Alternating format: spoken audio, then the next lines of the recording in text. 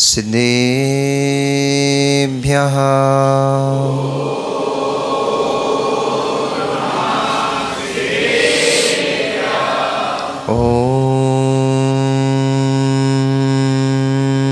नमः सिद्धेभ्यः।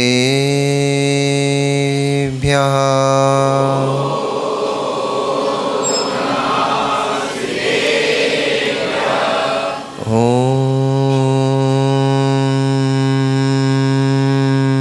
नमः सिद्धेभ्यः।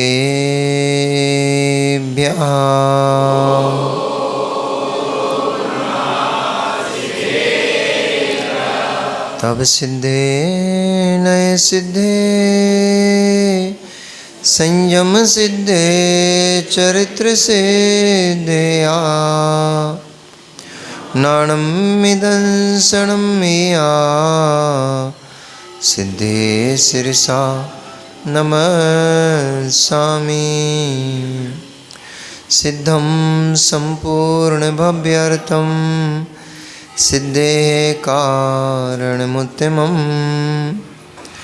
प्रशस्त दर्शन ज्ञान चारित्र प्रतिपादनम् सुरेंद्र मुक्त श्लिष्ट पाद पद्मांशुकेशरं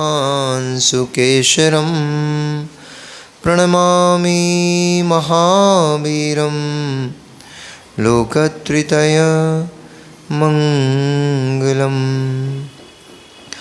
नमो अरिहन्ताणं नमो सिद्धाणं नमो आयर्याणं नमो वज्रायाणं नमो लोये सभ्यसाहूणम्। जय बोलिए अनंत अनंत परम सिद्ध परमेष्ठी भगवान की। जय बोलिए अनंत अनंत 24 तीर्थंकर भगवान की। आचार्य भगवंत कुंद कुंद देव की। परम पूजनीय आचार्य रविशरण स्वामी महामुनि राज की। परम पूजनीय अध्यात्म योगी चर्या श्रोमणी अध्यात्म योगी आचार्य गुरुदेव श्री विशुद्ध सागर जी महामुनि राज की। परम पूजनीय आचार्य भगवान श्री ज्ञान सागर जी महामुनि राज की। अहिंसामयी जैन धर्म की। बीतरागी प्रभु श्री रामचंद्र भगवान की।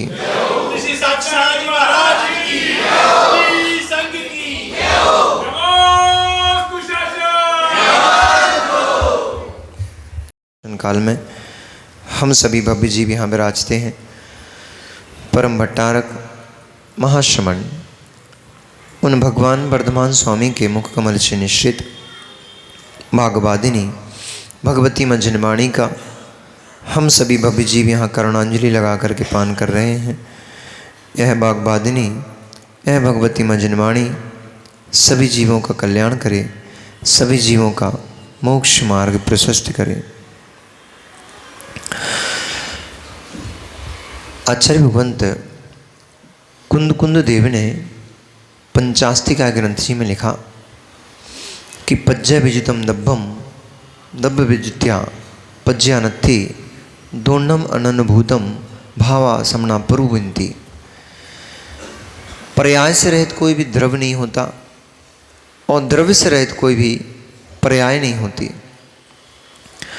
जो भी पर्याय दिखेगी वह द्रव्य में ही दिखेगी। जब भी द्रव्य दिखेगा किसी न किसी पर्याय में होगा। गुण विकारः पर्याय। और तत्वार्थ सूत्र से मिलोगे तो कहेंगे द्रव्य पर्याय युक्तम गुण पर्याय युक्तम सत सत द्रव्य लक्षणम। गुणों से और पर्यायों से जो युक्त है वह सत है। और सत यानी अस्तित्व वाला जो है वह द्रव्य है। वह द्रव्य क्या, वह द्रव्य क्या अथवा वह पर्याय क्या जो एक दूसरे से रहकर होती हो। कोई भी द्रव्य होगा, कोई भी द्रव्य होगा तो किसी न किसी पर्याय में होगा। उसकी कोई ना कोई पर्याय अवश्य होगी। और कोई भी पर्याय होगी तो वहाँ द्रव्य नियम से होगा, क्योंकि द्रव्य के बिना कोई भी पर्याय नहीं होती। कुछ दार्शनिक ऐसा भी मानते हैं कि पर्याय पर्याय को जन्म देती है, नष्ट हो जाती है। बौद्ध कहता है संतति संतान, संतति संतान संतानी। उन्होंने कहा जैसे आप जैन कहते हो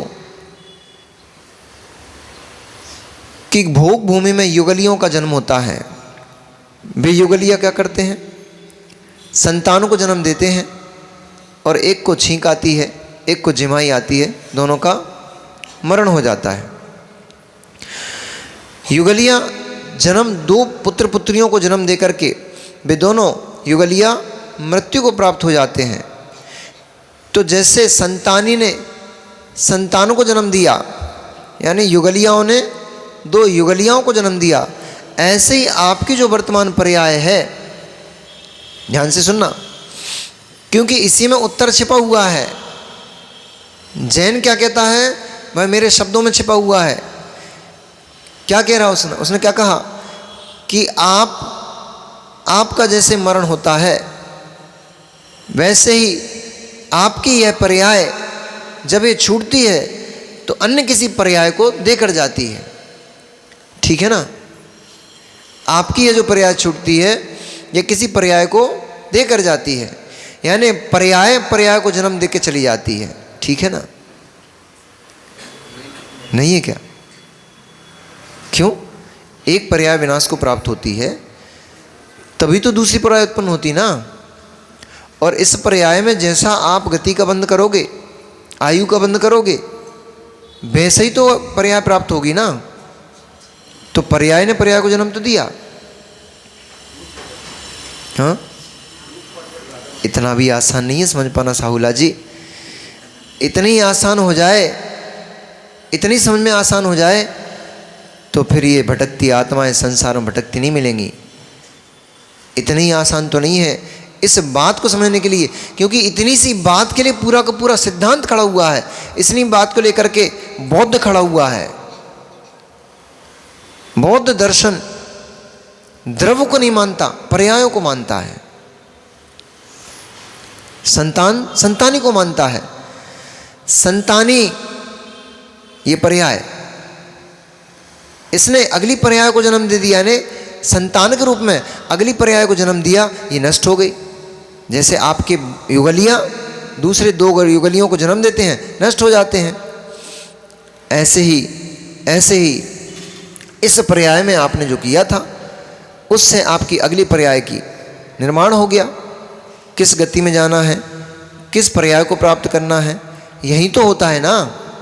इसी पर्याय में तो बनेगा कि अगली गति आपको क्या मिलने वाली है। तो एक पर्याय ने दूसरी पर्याय को जन्म दे दिया। ठीक है ना? तो बोलो कुछ। बोले महाराज अभी ठीक बुला के फंसा लेंगे। ठीक है ना?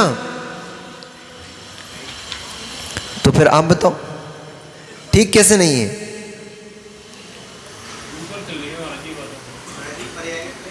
हैं? तो यही तो कह रहे हैं। क्या आप ऐसा नहीं मानते कि इस पर्याय में आप जैसा कर्म करोगे वैसा आपको अगली पर्याय का बंध होगा? नहीं मानते कैसा? आप नहीं मानते कैसा? तो यही पर्याय तो आपको दूसरी पर्याय दे के गई ना। यही तो वो कह रहा है कि आपकी एक पर्याय दूसरी पर्याय को देकर के जाती है, और आप भी तो ऐसा मानते हो कि एक पर्याय दूसरी पर्याय को देकर जाती है। हमारे मानने में और बौद्ध के मानने में बहुत भेद खड़ा हुआ है। कहा क्या जा रहा है? आपने इस पर्याय में, अब शब्दों को पकड़ना, आपने इस पर्याय में जैसा कर्म किया वैसा अगली पर्याय प्राप्त हो गई। यानी आपने कोई भिन्न वस्तु है और इस पर्याय, ये पर्याय कोई भिन्न वस्तु है। अब समझ में आ रहा है आपको क्या? यही पर्याय अगली पर्याय को लेकर आएगी, ये भी पक्का है, क्योंकि इसी पर्याय में अगली पर्याय का बंध होगा। इसी पर्याय में अगली पर्याय का बंध होगा। लेकिन बंद करने वाला कौन होगा? आप, जीव द्रव्य। तो जीव द्रव्य नहीं होगा तो ऐसी कोई पर्याय भी नहीं होगी। जीव द्रव्य होगा, जब जीव द्रव्य को स्वीकार करोगे तभी उसमें कोई ना कोई पर्याय होगी। द्रव्य ही नहीं होगा तो पर्याय कैसे होगी? इसलिए एक पर्याय से दूसरी पर्याय का बंध तो होता है। एक पर्याय जाने पर, विलीन होने पर दूसरी पर्याय की उत्पत्ति, इस पर्याय के विनाश अगली पर्याय की उत्पत्ति का हेतु है।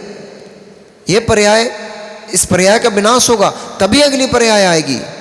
जब तक ये पर्याय बैठी रहेगी तब तक अगली पर्याय नहीं आ सकती। तो यह पर्याय का विनाश अगली पर्याय की उत्पत्ति का हेतु तो है, लेकिन उसके हेतु में और हमारे हेतु में बहुत बड़ा भेद खड़ा है। वो बौद्ध बिना द्रव्य के पर्यायों की उत्पत्ति मान रहा है, पर्याय से पर्याय को उत्पन्न करा रहा है। हम कह रहे हैं पर्याय से पर्याय उत्पन्न नहीं हो रही है, द्रव्य है उसमें यह पर्याय थी, ये विनष्ट हो गई, उसी द्रव्य में दूसरी पर्याय उत्पन्न हो रही है। यदि, अब प्रश्न है हमारा फिर, यदि आप द्रव्य मानते ही नहीं हो तो फिर धर्म क्रिया करते क्यों हो? फिर पुण्य क्यों करते हो? फिर तप क्यों करते हो? क्योंकि आपके हिसाब से तो ये पर्याय विलीन हो जाएगी, नष्ट हो जाएगी। अब ये पर्याय बची नहीं तो आप बचे नहीं। जो आएगा वो नया होगा, और जो नया होगा वो अपना काम नया करेगा। तुम्हारे से उसका क्या लेना देना? इसलिए खूब खाओ पियो मस्त रहो, क्योंकि चले तो जाने वाले हो, और जो आएगा वो नया होगा, इसलिए उससे तुम्हारा कोई संबंध ही नहीं होगा। ऐसा नहीं है, ऐसा नहीं है। बहुत बड़ी विडंबना खड़ी हो जाएगी। पूरे द्रव्यों का परिणमन नष्ट हो जाएगा। जो संसार की व्यवस्था है वो पूरी नष्ट हो जाएगी, क्योंकि संसार की व्यवस्था सारी की सारी किस पर चल रही है? द्रव्य की परिणमनशीलता के ऊपर चल रही है। और द्रव्य की परिणमनशीलता ही नष्ट हो गई, द्रव्य ही नहीं बचेगा, तो फिर पर्याय किस में होगी? और जब ना द्रव्य बचेगा और ना पर्याय बचेंगी तो फिर ये लोक भी नहीं रहेगा, ये संसार भी नहीं होगा। ना आप होगे ना हम, कुछ होगा ही नहीं, सब शून्य हो जाएगा। परंतु अज्ञानियों ने पर्याय को ही सर्वस्व मान लिया, पर्याय को ही सब कुछ मान के बैठ गए और वे पर्याय में ही लिप्त हो गए। तो किसी ने द्रव्य को ही सब कुछ मान लिया और वो द्रव्य दृष्टि रख के बैठ गए, तो वो द्रव्य में ही उलझे पड़े हैं, उन्हें पर्याय का ज्ञान ही नहीं है। तो वे पर्याय दृष्टि से च्युत हो चुके हैं। केवल द्रव्य दृष्टि मिथ्यात्व, केवल पर्याय दृष्टि मिथ्यात्व, द्रव्य गुण पर्याय दृष्टि सम्यक्त्व। पर्याय पर दृष्टि रखकर यह जीव अनर्थ करते चला जाता है। ऐसे भी मानने वाले लोग हैं। चार्वाक का सिद्धांत ऐसा भी है, द्रव्य कुछ होता नहीं, जीव कुछ होता नहीं, स्वर्ग कुछ होता नहीं। आजकल आपके बच्चे तो ऐसे बोलते हैं ना, आपके बच्चे तो आजकल यही बोलते हैं ना, किसने देखा स्वर्ग होता है? अपने पिताजी से, अपनी माँ से पूछते हैं, तुमने देखा स्वर्ग होता है? तुमने देखा नरक होता है?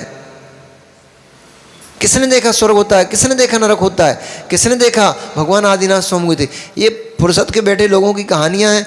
फुर्सत में बैठे थे, कुछ लिख के चले गए, आप ब्लाइंड फेथ उन पे करते चले जा रहे हो। कुछ है तो दिखाई तो देना चाहिए ना मोनू भैया, कुछ है, स्वर्ग है तो दिखाई देना चाहिए ना, नरक है तो दिखाई देना चाहिए ना, पर दिखाई तो देता नहीं, इसलिए कुछ नहीं होता। ऐसे लोग, अखिलेश भैया, ऐसे लोग स्वयं की भी वंचना करते हैं और संसार में न जाने कितने कितने प्राणियों को भटका करके और उनको संसार परिभ्रमण का, उनको संसार चक्र में पटक करके उनको कष्टों में पटक देते हैं। क्योंकि जो जो दिख रहा है वही होता है, प्रत्यक्षदर्शी। और आजकल के बहुत सारे बच्चों का यही सिद्धांत हो गया है। वे बच्चे भले ही जैन कुल में उत्पन्न हुए हों, लेकिन है वे सिद्धांत से चार्वाक। और बच्चे ही नहीं, आपका भी यदि ऐसा ही सिद्धांत है तो आप पूजन करते तो मिलोगे, द्रव्य इस थाली से उस थाली में करते तो मिलोगे, लेकिन आप जैन नहीं, चार्वाक बने बैठे हो। यदि आपको भी इस बात पे शंका है कि पुण्य पाप होता है कि नहीं होता, कैसे समझे कि पुण्य पाप होता है? समझ में तो कुछ आता ही नहीं। कैसे माने कि स्वर्ग होता है नरक होता है? समझ में तो कुछ आता ही नहीं, दिखाई तो देता नहीं, होता तो दिखाई देना चाहिए। कैसे माने भगवान तीर्थंकर हुए थे? कैसे माने जो शास्त्रों में लिखा है वो सत्य है? यदि ऐसी शंका आपके अंदर उत्पन्न हो रही है तो सबसे पहले तो आप सम्यक दर्शन से चित हो ही चुके हैं, क्योंकि सम्यक दृष्टि को शंका आकांक्षा नहीं होती। 8 दोषों से सम्यक दृष्टि रहित होता है, 8 गुणों से विभूषित होता है सम्यक दृष्टि जीव। उसके अंदर शंका उत्पन्न नहीं होती मनोज भैया कि है कि नहीं है। शंका जिसके अंदर उत्पन्न हो रही है निश्चित है वो सम्यक दृष्टि भी नहीं है। ये तो हो सकता है स्वर्ग कितने क्षेत्र में फैला होगा, मैंने कभी पढ़ा नहीं, जाना नहीं। नरक की भूमि कैसी होती होंगी, मैंने कभी जाना नहीं, सुना नहीं। ये तो जिज्ञासा उत्पन्न उसके अंदर हो सकती है, लेकिन शंका नहीं करता कि नरक होता है कि नहीं होता, स्वर्ग होता है कि नहीं होता, क्योंकि सब होता है। जब 2 गति आपके सामने दिखाई दे रही हैं और उन सारी गतियों का दो गतियां जो आपके सामने दिखाई दे रही हैं उनका वर्णन तीर्थंकर भगवान ने किया है, पूर्व आचार्य भगवंतों ने किया है, गणधर परमेष्ठी ने किया है, तो फिर उन 2 गतियों को कैसे छोड़ रहे हो, क्यों छोड़ते हो जो आपको दिखाई नहीं देती हैं? तो इसलिए छोड़ देते महाराज जी, हमें दिखाई देना चाहिए ना। दिखाई नहीं देती इसलिए हम नहीं स्वीकारते हैं, तो दिखाओ। तो हमने उनसे एक बार पूछा, हमने एक व्यक्ति से पूछा, पढ़े लिखे, एक्स्ट्रा पढ़े लिखे आए थे। उनने हमसे बोला महाराज जी दिखाई देना चाहिए ना, जो वस्तु है तो दिखाई देना चाहिए। हमने उससे पूछा भाई, और एक साथ में बहन भी थी, हमने बोला ये तेरे साथ में जो बहन आई है इसकी आंखों में काजल लगाए, तुझे दिखाई दे रहा है? हमारा जी दिखाई दे रहा है। हमने कहा बहन से पूछना कि तुझे काजल दिखाई दे रहा है कि नहीं दे रहा? माँ कोई काजल लगा के आया क्या आज? नहीं कोई नहीं लगाया क्या? नहीं लगाए तो होंगे लेकिन बताना नहीं चाह रहे। अरे हमारा प्रश्न सॉल्व हो जाएगा यदि आप ऐसे बता दोगे हाँ हम लगा के आए काजल। कोई लगा के आया कि काजल? अच्छा देखना जरा आपकी आंखों में आपने काजल लगाया, दिखाई दे रहा है क्या? तुम्हारी आंखों से तुम्हारी आंखों में लगा काजल नहीं दिखाई देता है, तुम्हें स्वर्ग नरक क्या दिखाई देंगे?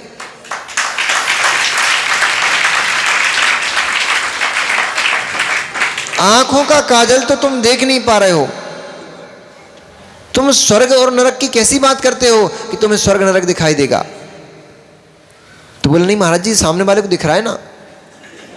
तो हमने बोला सामने वाले की जब तुम बात को प्रमाण मानते ही हो तो फिर ये क्यों नहीं कहते हो कि जिस किसी ने देखा है उसका देखा हुआ प्रमाण है?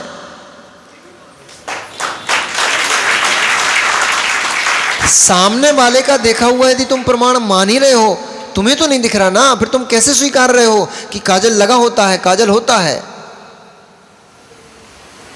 आपको तो नहीं दिख रहा ना, आपके किसी सामने वाले को वो दिखाई दिया है, आपने उसकी बात को स्वीकार कर लिया, मान लिया, हाँ सामने वाले ने देखा है मतलब लगा है। तो ऐसे ही कोई केवली भगवान हुए हैं जिन्होंने स्वर्ग नरक को प्रत्यक्ष देखा है, उन्होंने ही कहा है कि स्वर्ग होता है नरक होता है, स्वीकार लो ना।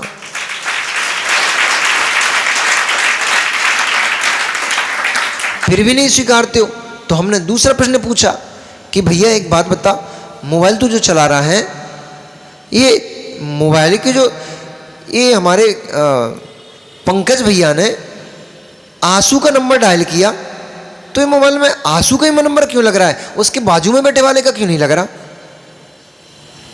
तो बोले महाराज जी वो जिसका नंबर डायल होता है तरंगे उसी को। तो मैंने बोला जो तरंगे तू बोल रहा है वो तरंगे कहाँ है, दिखा तो पकड़ के थोड़ा, वो तरंगे कहाँ हैं? हमें दिखाई नहीं दे रही तरंगे, तू कहता है प्रत्यक्ष दिखना चाहिए तभी हम मानेंगे कि होती है वस्तु। तो तरंगों को मानते हो कि नहीं मानते हो? बोली महाराज जी तरंगों को तो मानते हैं। तो कैसे मानते हो? तरंगे तुम्हें दिखाई तो दे नहीं रही हैं और तुम तो प्रत्यक्षदर्शी हो। तो बोला नहीं वो ग्रहण में आती, पकड़ में आती हैं, तो आंखों से तो पकड़ में नहीं आ रही, यंत्र आदि के माध्यम से पकड़ में आ रही हैं, आंखों से तो पकड़ में नहीं आ रही हैं, देखने में नहीं आ रही हैं। पर यंत्र से पकड़ करके तुम इस बात का निर्णय तुमने कर लिया कि नहीं कर लिया कि दिखने नहीं दिखने पर भी कोई वस्तु है जो उनको ग्रहण कर रहा है, तो आपको इस बात को मानने में क्या हिचक है कि कोई व्यक्ति है जो इन सब चीजों को ग्रहण करता है।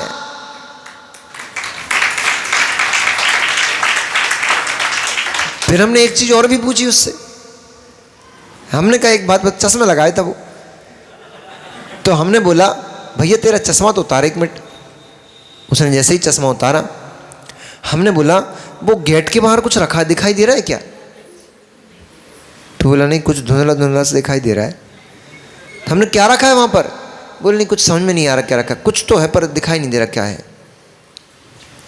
उसकी बाजू में उसकी जो बहन खड़ी थी, मतलब उसकी बहन थी जो भी थी, तो वो खड़ी थी। हमने उसको पूछा बहन तुम्हें वहां पर कुछ दिखाई दे रहा है क्या? तो बोले हमारा जी दिख रहा है। हमने कहा क्या रखा है? तो एक कोई पात्र रखा था। तो बोले वहां पर वो पात्र रखा हुआ है। तो हमने कहा लेकिन इसको तो दिखाई दे नहीं रहा, तो पात्र है कि नहीं है? भैया हमने पूछा उनसे, भैया अब तुम क्या कहोगे, पात्र है कि नहीं है? क्योंकि तुम्हें तो दिखाई दे नहीं रहा, लेकिन तुम्हारे बाजू में खड़ी हुई बस उसको पात्र दिखाई दे रहा है। तो अब पात्र को स्वीकारोगे कि नहीं स्वीकारोगे? बोले नहीं महाराज जी स्वीकारेंगे।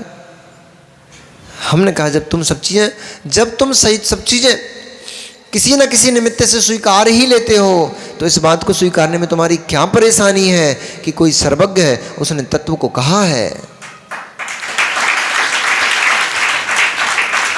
उसी ने कहा है। द्रव्य होता है, द्रव्य में अनंत अनंत पर्याय होती हैं, उसमें अनंत अनंत गुण होते हैं, और उन गुण और पर्यायों से जो युक्त है, समन्वित है, उसी का नाम द्रव्य है। और वो द्रव्य त्रैकालिक होता है, वह द्रव्य कभी नष्ट नहीं होता, उसी ने कहा है। जब हमारे और तुम्हारे बीच में इतना क्षोभसम में अंतर देखा जाता है, अभी टीकमगढ़ से एक बच्चा आया था, वो आप लोगों को नहीं पता होगा, उधर आया था छिपटोला में। वो बच्चा 7-8 साल का, 6 साल का बच्चा है, 7-1 साल का बच्चा है। लगभग 5 साल 4 साल से वो बच्चा स्टोरीज सुनाता है, कहानियाँ सुनाता है। यूट्यूब पे बहुत सारी कहानियाँ पढ़ी उसकी। और उस बच्चे की क्वालिटी ये है कि वो नेट पे अथवा कहीं भी सर्च करता है या किसी भी माध्यम से एक बार स्टोरी को देखता है, वो सुनता है और उसको पूरी की पूरी स्टोरी बिल्कुल फिट हो जाती है। 5-6 साल का बच्चा है, अब तो थोड़ा बड़ा हो गया, 7-1 साल का हो गया। 4 साल 5 साल से वो ऐसा कर रहा है, एक बार स्टोरी को सुनता है। और ऐसा नहीं कि केवल स्टोरी सुना देगा, उसमें बीच बीच में मिर्च मसाला भी डालेगा, कुछ इंग्लिश के वर्ड्स भी यूज करेगा उसमें, उसको कुछ समझाने का प्रयास भी करेगा। जैसे उसने बोला कि पट खींच दीजिए, कहानी में कहा गया जैसे पट खींच दिए, तो वो समझाएगा पट का अर्थ होता है पर्दा, खींचने का अर्थ होता है उसको डालना। ऐसे समझाता भी जाएगा बीच बीच में। उसका इतना बढ़िया क्षोभसम है, उसकी मैंने वो बहुत बार याद करती है तो उसको याद नहीं होता। तो हमने पूछा, हमने उसको बोला, हमने कहा जब हमारे और आपके बीच में भी क्षोभसम का इतना भेद देखा जा रहा है कि एक व्यक्ति एक बार शब्द को सुन करके स्मरण कर लेता है, याद कर लेता है, एक व्यक्ति को बार बार याद करने पर भी स्मरण नहीं होता, एक व्यक्ति बहुत दूर तक का उसको दिखाई देता, 5 किलोमीटर दूर का छत पे खड़े होकर देख सकता है वहाँ क्या हो रहा है, और एक व्यक्ति उसी छत पे खड़ा होकर बाजू में खड़ा होकर 1 किलोमीटर आधे किलोमीटर का भी नहीं देख पा रहा है, पास के छत के नीचे का नहीं दिखाई दे रहा। जब 2 व्यक्ति खड़े हुए हैं, उनके दोनों व्यक्तियों को क्षोभसम में इतना भेद यहीं पर दिखाई दे रहा है, तो इस बात को मानने में क्या हर्ज है कि कोई ऐसा भी जीव है जिसका क्षोभसम इतना अधिक है कि वो असंख्यात पर्यायों को देख लेता है, उसका नाम अवधि ज्ञानी है। कोई ऐसा भी क्षोभसम वाला है, कोई ऐसा भी क्षोभसम वाला है। आपने कभी सुना होगा, मैंने तो देखा, एक बच्ची आई थी रास्ते में बिहार में, उसके आंखों पे पट्टी बांध दी, रुई लगा दी, पट्टी बांध दी, और वो सामने वस्तु एक पैकेट रखा था, पैकेट का सामने लाया उसके, वो पढ़ती जा रही थी, ये लिखा है महाराज जी इस पे, ये लिखा है महाराज जी इस पे, ये लिखा है, ये लिखा है, ऐसा लिखा है, इस पैकेट का रंग ऐसा है। जबकि उसने पहले पैकेट नहीं देखा था, बाद में लाया गया था पैकेट, पट्टी बांधने के बाद लाया था। फिर भी उसने बता दिया पैकेट का रंग ऐसा है, इस पे ये लिखा हुआ है। तो जब आपके ही बीच में ऐसा क्षोभसम वाला कोई व्यक्ति हो सकता है जो आंखों को बंद करके भी पढ़ सकता है, उसका रंग देख सकता है, तो आपके बीच में ऐसा व्यक्ति क्यों नहीं हो सकता जो किसी के मन की बात को जानता? उसी का नाम मनः पर्याज्ञानी है।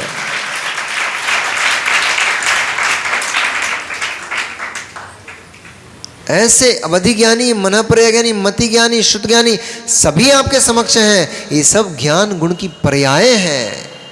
इन सब में यदि कोई काम कर रहा है, यहां तक कि केवल ज्ञान भी ज्ञान गुण की एक पर्याय है। केवल ज्ञान भी ज्ञान गुण की पर्याय है।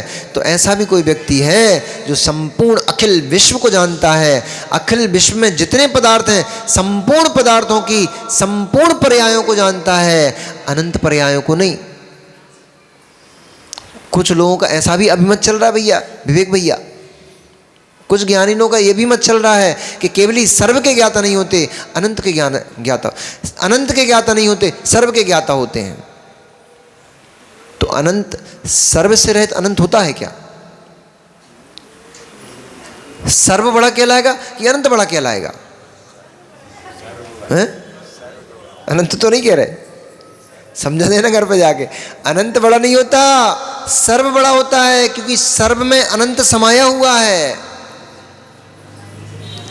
जब सब कुछ ही जानते हैं, सब कुछ ही देखते हैं, तो अनंत को कैसे नहीं जानेंगे? परंतु अनंत का अंत नहीं होता, इसलिए उसका अंत कैसे जाने? अनंत में जब कोई अंत होता ही नहीं है, तो उसको अंत को जानेंगे कैसे? केवल ही भगवान वही तो जानेंगे जो होता है।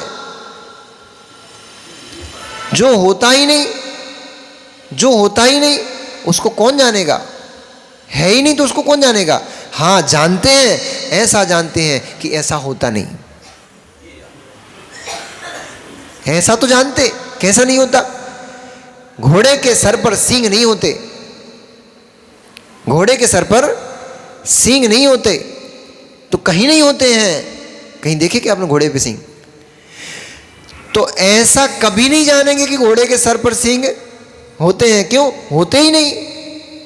लेकिन ऐसा तो जानते हैं कि घोड़े के सर पर सींग नहीं होते, इसलिए जो नहीं होता उसको भी इसी रूप में जानते हैं कि ऐसा नहीं होता। इसको तो जानते हैं। अब जो होगा ही नहीं उसको कौन जानेगा, कैसे जानेगा? इसलिए केवली भगवान में कोई शंका मत करो, कोई शंका मत करो। सर्व द्रव्य पर्यायशु केवलस्य। आचार्य भगवान तोमा स्वामी ने सूत्र लिख के तो रखा है, क्यों फालतू दिमाग लड़ाते हो, क्यों इधर उधर भागते हो? सर्व द्रव्य पर्यायशु केवलस्य, संपूर्ण पदार्थों के संपूर्ण पदार्थों के संपूर्ण पर्यायों को, संपूर्ण गुणों को कोई जानता है, उसका नाम केवली भगवान है। उनके ज्ञान से कुछ भी बाहर नहीं है, इसलिए वे सर्वज्ञ कहलाते हैं। सर्व के ज्ञाता हैं, इसलिए वे सर्वज्ञ कहलाते हैं। कितनी सारी शब्दों को ही सुनोगे, शब्दों को ही पढ़ोगे, तो भी आपको यह पता पड़ जाएगा कि सर्वज्ञ भगवान क्या होते हैं। अब तुम्हारी छोटी बुद्धि वहाँ तक नहीं पहुँच पा रही, तुम उन पर ही प्रश्न चिन्ह लगाना शुरू कर दिए हो। केवली पर प्रश्न चिन्ह लगा रहा है, वो भी पंचम काल के छदमस्त जीव केवली के ज्ञान पर प्रश्न चिन्ह लगाने लग गए। अब क्या होगा इनका विचारों का? इसलिए उन्हीं केवली भगवान ने कहा है, पज्जय विजुदम दब्बम दब्ब विजुत्या पज्जय नत्थी। द्रव कोई भी होगा पर्याय से रहित नहीं होता, पर्याय से सहित ही होता है। और पर्याय कोई भी होगी तो द्रव में ही होगी, परंतु यह मूढ़ व्यक्ति पर्यायों में उलझ करके द्रव को भूल जाता है, इसलिए संसार में कष्टों को भोगता है। मां, पाप इसलिए कर पाते हो, पाप इसलिए कर पाते हो क्योंकि आपको द्रव के ऊपर श्रद्धा नहीं है अभी। नहीं महाराज जी, हम तो जानते हैं 6 द्रव्य होते हैं, जीव, पुद्गल, धर्म, अधर्म, आकाश काल। कल ही तो आपने पढ़ा है, कल याद कराए थे ना। कौन कौन से होते सुनाना जरा। कितने अच्छे स्टूडेंट हैं यहाँ के, एक बार में ही सीख जाते हैं पूरी बातें। नहीं, यहाँ के लोग हैं तो बहुत अच्छे, ये तो मानना पड़ेगा, और भोले भाले भी हैं। इतने सीधे हैं, इनको भैया हम क्या बताएं। मतलब ऐसे हैं कि इनसे बोलो कि बेटा ये दही रख के जा रही हूँ पानी भरने। माँ ने बोला बेटा ये दही रख के जा रही हूँ पानी भरने, कौआ से रक्षा करना इसकी। तो डंडा लेके बैठ गया बेटा, कौआ को आने नहीं दे रहा वो। इसी बीच में एक बिल्ली आई, समझ गया क्या? इसी बीच में एक बिल्ली आई, अभी मजा आने वाला है, क्यों बता रहा हूँ वो भी मैं बता रहा हूँ आपको। इसी बीच में एक बिल्ली आई, दही खाने लग गई और माँ पानी भर के वहां से आ गई। बेटा क्या कर रहा है, देख तेरे सामने बिल्ली दही खा रही और तू भगा नहीं रहा, बैठा डंडा लिए। बोले माँ आपने ऐसा कब कहा था कि बिल्ली को भी भगाना है? आपने तो कहा था कौए से रक्षा करना, एक भी कौआ नहीं आने दिया मैंने। ऐसे ही एक भैया सुबह हम लोग जब जंगल गए तो अब वहाँ से रेलवे फाटक के उस तरफ से कुछ लोग आ जाते हैं बीच में, तो एक भैया को जाकर उधर खड़ा कर दिया। तो भैया ने एक भी आदमी को आने नहीं दिया। एक खड़े तो बेटा, तो भैया क्या नाम है तुम्हारा? आशीष भाई। ये हमारे आशीष भाई जाके खड़े हो गए, इनने एक भी व्यक्ति को आने नहीं दिया, लेकिन मुंह हमारी तरफ करके खड़े थे। तो ऐसे इतने भोले भाले, अरे बुरा नहीं मानना, ऐसे इतने भोले भाले जीव हैं यहाँ के, आकर आके हम क्या बताएं। हम सोच रहे भैया सही कर रहे हो तुमसे हमने ये कहाँ कहा था कि तुम भी उस साइड में करके खड़े होना।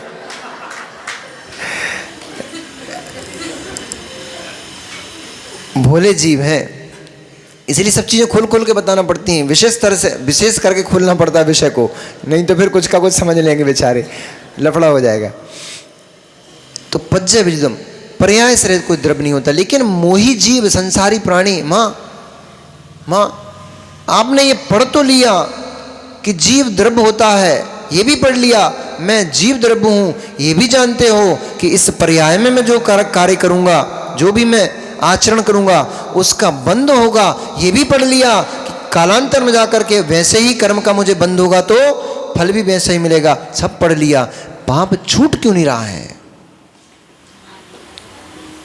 किसी का प्रश्न भी था, शायद ये तुषार भैया का प्रश्न था, क्या किसका प्रश्न था कि महाराज जी हम जान तो लेते हैं, समझ लेते हैं, पर हमसे छूटता नहीं है, हम छोड़ क्यों नहीं पा रहे हैं? यही तो मेरा प्रश्न खड़ा हो जाता है कि आप जानते हो द्रव्य होता है, जीव द्रव्य होता है, आप जानते हो ये पर्याय है, आप जानते हो मैं जैसा कार्य करूंगा वैसा मुझे कर्म का बंध होगा, आप ये भी जानते हो यदि मैं अशुभ कर्म करूंगा तो मुझे नरक गति में जाना पड़ेगा, आप ये भी जानते हो उस नरक गति में भयंकर भयंकर कष्ट हैं, सब जानते हो, फिर भी क्यों नहीं छूट रहा? सौरभ भाई फिर भी क्यों नहीं छूट रहा? भूलो मां क्यों नहीं छूट रहा? क्योंकि अभी आप नहीं जानते कि मैं जीव द्रव्य हूं, क्योंकि अभी आप नहीं जानते कि मैं जीव द्रव्य हूं, क्योंकि आप अभी नहीं जानते कि मुझे कालांतर में अन्य पर्याय में जाऊंगा, क्योंकि आप नहीं जानते कि मैं जो कर रहा हूं उससे मुझे कर्म का बंध होता है। अभी सुना है, अभी जाना नहीं है। सुन तो लिया है, सुन के तो रखा है जीव होता है, सुन के तो रखा है पाप का बंध पुण्य का बंध होता है, सुन के तो रखा है अगली अगली पर्याय प्राप्त होती हैं, सुन के तो रखा है आज जैसा कर्म करेंगे वैसा भोगने को मिलेगा। श्रद्धा नहीं है। ऐसा मानते हो कि नहीं मानते? मानते हो? कितने भोले जी, तुरंत सिखा लिया। मानते महाराज जी। श्रद्धा नहीं है अभी इस बात का कि मैं जीव द्रव्य हूं, श्रद्धा नहीं इस बात का कि मैं नाना पर्याय में भटक के आ चुका हूं, नाना कष्टों को भोग के आ चुका हूं और आगे भी नाना पर्यायों को नाना कष्टों को भोगने वाला हूं, ऐसा श्रद्धा नहीं है। इसलिए पाप नहीं छूट रहा है, इसलिए कसाएं छूट नहीं पा रही हैं। जिसको भय हो जाता है, जिसको दिखने लग जाता है, वो मैंने कैसे कैसे कष्टों को भोग लिया है। मनोज भैया अपन एक दिन जंगल से आ रहे थे, आपने एक कुत्ता देखा था ना जिसके माथा फट गया था पूरा, उसमें कीड़े बिलबिला रहे थे, देखा था आपने? कितने दयारूप परिणाम हुए थे उस दिन आपके, आप थे ना साथ में उस दिन, कितने दयारूप परिणाम हुए थे आपके, कितना करुणा भाव आया था। वो कहाँ गए? कौन बता रहा था रात में? कछुआ, ये नितिन भैया वो रात कल आपने जो कछुआ देखा था, मरणासन था बेचारा, तड़प रहा था, छटपटा रहा था। ये आपने उस कछुए में अपने आप को कब महसूस करके देखा कि मैं भी एक कभी ऐसी पर्याय में ऐसे छटपटाता, मैं भी किसी जीव के पैर के नीचे, किसी गाड़ी के नीचे आकर टूटा फूटा पड़ा होऊंगा और ऐसी वेदना मुझे भी हुई होगी। कब अनुभव किया आपने?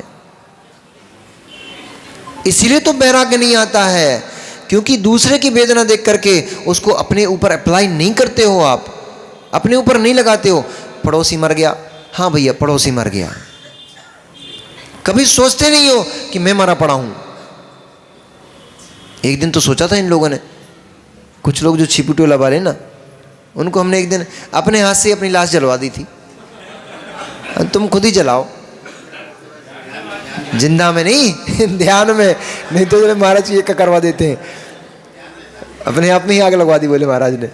अरे ध्यान में करवाई थी, अनुभूत तो करो मैं मरा पड़ा हूँ, अनुभूत तो करो मेरी चिता जल रही है, अनुभूत तो करो मैं चिता पे पड़ा हूँ, मेरी संतान मुझे आग लगा रही है। भागा दौड़ी की जिंदगी से थोड़ा सा समय निकाल करके अपने लिए, अपने कल्याण के लिए तो थोड़ा समय निकालो, उसको दो, तभी तो पता पड़ेगा मैं कौन हूं, मेरी स्थिति संसार में क्या है। अभी तो भागे जा रहे हो, एक के बाद एक काम, एक के बाद एक के काम, रुक नहीं रहे हो। समझ में कैसे आएगा, पता कैसे पड़ेगा कि मैं जीव द्रव्य हूं। और इसी आपदापी में इतना कर्म का बंध कर लेते हो, इतना भार इकट्ठा कर लेते हो, भव भव ढोते पड़ोगे, भव भव निकल जाएंगे उस भार को ढोते ढोते। क्योंकि एक समय में आशु भैया, एक समय में 70 कोड़ा कोड़ी सागर प्रमाण कर्म का बंद हो जाता है जीव को। कोड़ा कोड़ी मालूम कितना होता है? कोड़ा कोड़ी पता कितना होता है? 1 करोड़ में 1 करोड़ का गुणा कर दो तो जो संख्या प्राप्त हुई उसका नाम है 1 कोड़ा कोड़ी। ऐसे 70 करोड़ में 70 करोड़ का गुणा करो, जो संख्या प्राप्त हो रही है, इतने वर्ष तक के लिए, इतने वर्ष नहीं, इतने सागर, और एक सागर में असंख्यात वर्ष होते हैं। एक सागर में इतने वर्ष होते हैं कि आप गिन नहीं सकते उनको। एक सागर में इतने वर्ष होते हैं, तो 70 करोड़ इंटू 70 करोड़ जो प्राप्त करो, कितनी संख्या आ गई? उस संख्या के बराबर सागर, उतने सागर प्रमाण काल तक एक समय में आप कर्म का बंद कर लेते हो। स्टोरेज बहुत लंबा है, बहुत बड़ा स्टोरेज है, बहुत मेहनत करना पड़ेगी। अब इन मिलो, ये हमारे अमित भैया 4 दिन मंदिर गए, थोड़ी घंटी बजाई, थोड़े 2-4 चावल इधर के उधर करे, महाराज जी हम तो बरसों से पूजन कर रहे हैं, कछु हो ही नहीं रहो। आगरा की भाषा में हो ही नहीं रहो महाराज जी, आधा जीवन निकल गया हमारा पूजा करते करते, भगवान की घंटी खटखटाते खटखटाते, भगवान के दरवाजों को खटखटाते, कुछ हो ही नहीं रहा, तरक्की हो ही नहीं रही है। कैसे होए? 70 कोड़ा कोड़ी सागर प्रमाण के कर्म के बंध, उससे भी अधिक कर्म के बंध तो तुम ले लेके बैठे हुए हो। वे जब पतले पड़ेंगे, जब कमजोर पड़ेंगे, तब तो काम बनेगा। वो तो पूर्व में कुछ तप वप कराए हो, तपस्या कराए हो, कुछ अच्छा आचरण कराए हो कि कर्म की निर्जरा हो गई थोड़ी, तो यहाँ मनुष्य बने, जैन कुल में उत्पन्न और सुंदर सुंदर चेहरे रूप में दिखाई दे रहे हो, धन संपत्ति सबसे समृद्ध दिखाई दे रहे हो। मिलो जीवों से, मिलो बेचारे जीवों से, प्लेटफॉर्म पे बैठे हैं, दोनों हाथ नहीं, दोनों पैर नहीं, उस जीव से मिलो। मल जाता होगा तो मल को धुलाता कौन होगा? भूख लगती होगी तो खिलाता कौन होगा? ऐसे भी जीव हैं। योग सागर जी आपने देखा था कि जब झुमरी तरलिया में मंदिर जा रहे थे, तो एक व्यक्ति था, अखिलेश भैया, मैं तो देख के दंग रहेगा उस व्यक्ति को। ऐसा भी जीवन जीते हैं लोग। जैसे आप लोग कोई वो टंकी को लुढ़का देते हो ना, टंकी को लुढ़का देते हो ना, जैसे आप लोग, ऐसे लुढ़क लुढ़क के रोड को पार कर रहा था वो, बिना हाथ के। जैसे जानवर, गाय भैंस बैल आदि जैसे मुख से पड़ी हुई रोटी को खाते हैं, पड़ी हुई घास को खाते हैं, ऐसे वो रोटी को खा रहा था। अभी तो लग रहा है महाराज जी, अरे इन अवस्थाओं को हमने असंख्यात बार भोग लिया है। कहां लग रहा है आपको ऐसा? इन अवस्थाओं को एक बार नहीं, इन अवस्थाओं को हम और आप असंख्यात बार भोग भाग के आ चुके हैं। ऐसे कभी हम भी ऐसे लुढ़क लुढ़क के रोड पार कर रहे होंगे किसी मनुष्य पर्याय में, ऐसे दरिद्री कुल में उत्पन्न हो गए होंगे, ऐसे पाप करके आ गए होंगे कि दोनों हाथ नहीं थे, दोनों पैर नहीं थे, तो लुढ़क लुढ़क कैसे रोड पार कर रहे होंगे, ऐसी पड़ी हुई रोटी को भोजन रूप में ग्रहण कर रहे होंगे। क्योंकि आपको द्रव्य पर दृष्टि नहीं है, आपकी दृष्टि तो पर्याय पे अटकी पड़ी हुई है, पर्याय आसक्त हो पड़े हैं, पर्याय में ही उल्लिप्त पड़े हुए हैं। पर जिसे द्रव्य के ऊपर दृष्टि है वह जीव इन संसारी विषय भोगों में आसक्त नहीं होता। 150 महारानियां नहला रही थीं, 150 महारानियां चंदन का उपटान लगा रही थी, केसर लगा रही थी, 150 महारानियां कपूर लगा रही थी, नाना प्रकार के श्रृंगार कर रही थी, पर वे भरत उन महारानियों में आसक्त नहीं थे। वे भरत अपनी आत्म द्रव्य को देख रहे थे। इन महारानियों में, इन पत्नियों में, इन अंगनाओं में तो ना जाने मैंने कितनी कितनी पर्याय विलीन कर डाली हैं और कष्ट को ही प्राप्त हुआ है। अब मुझे इनको नहीं देखना, मुझे उसे देखना है जिसे आज तक मैं कभी देख नहीं पाया, आत्मद्रव्य, जीव द्रव्य। मैं, आप बोलते तो मैं भोजन कर रहा हूं, अनुभव करो सब चीजों का, अनुभव करो सब चीजों का। आप बोलते तो मैं भोजन कर रहा हूं, परंतु कहां लक्ष्य होता है कि मैं कौन है और ये भोजन करते दिखाई दे रहा है, ये कौन है, कब लक्ष्य जाता है? अब ये भी फुर्सत हो तब तो ये लक्ष्य जाए। इधर टीवी देख रहे हो, इधर भोजन चल रहा है, नहीं तो उधर काम पड़ा हुआ है, वो दिखाई दे रहा है, जल्दी से 2 रोटी खींच लें, फिर भाई फिर निपटने काम लगने, नहीं तो वो मैच शुरू होने वाला है, अभी वो देखना है, नहीं तो अभी वो जेठालाल आने वाला है।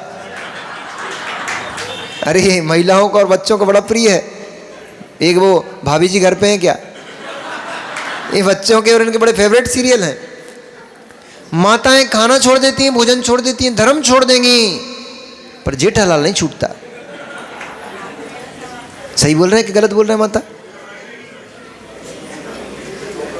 कैसे कहें, देखो मुंडी नीचे करके बता देते हैं कि आप ही सही बोल रहे हो। ये चक्षु इंद्री का भोग है, भोग चल रहा है। आपको पुण्य से चक्षु इंद्री मिली है, इसका अच्छे उपसम मिला है। सम्यक दर्शन के इसमें अवलोकन में, सम्यक दर्शन के अवलोकन में चक्षु इंद्रियों को लगाओ। देव सहज गुरु की भक्ति में, देव सहज गुरु के अवलोकन में इन इंद्रियों को लगाओ।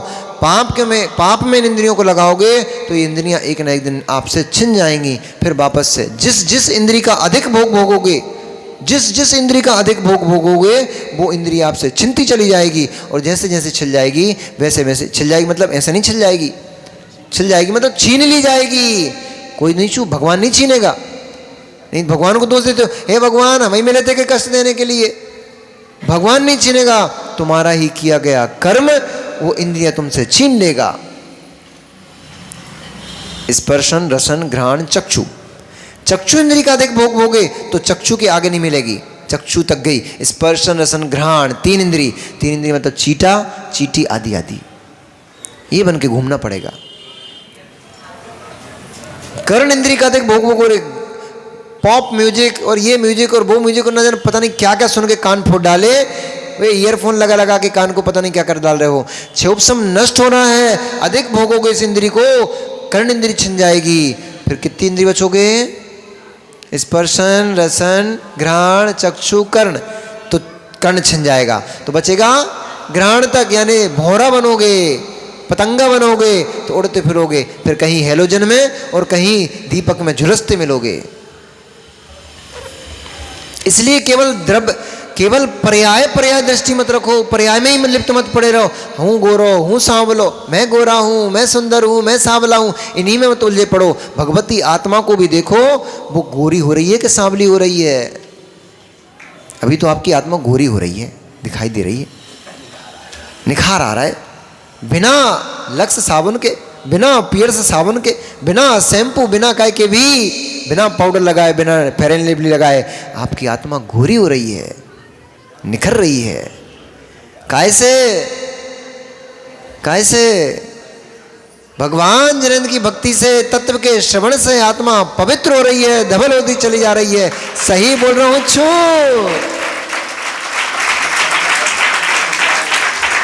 सही बोलो छू, सही बोलो छू।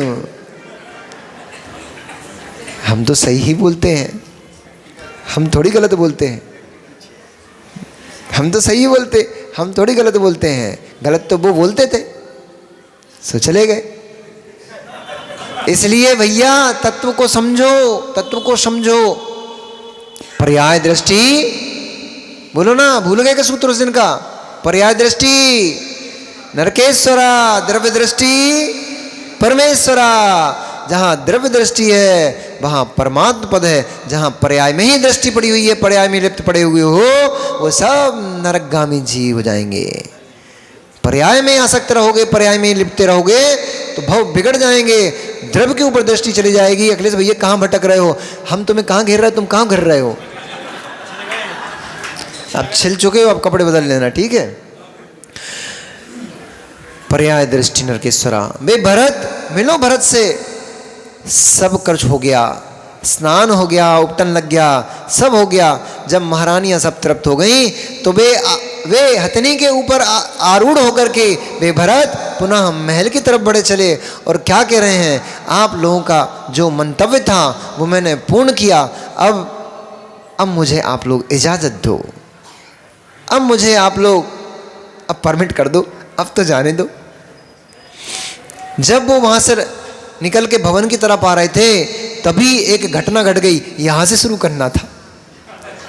तभी एक घटना घट गई। क्या घटना घट गई? कि जो त्रिलोक मंडन हाथी रामचंद्र जी लेकर आए थे, वो त्रिलोक मंडन हाथी खूंटा तोड़ करके और नगर में उत्पाद मचाने लग गया।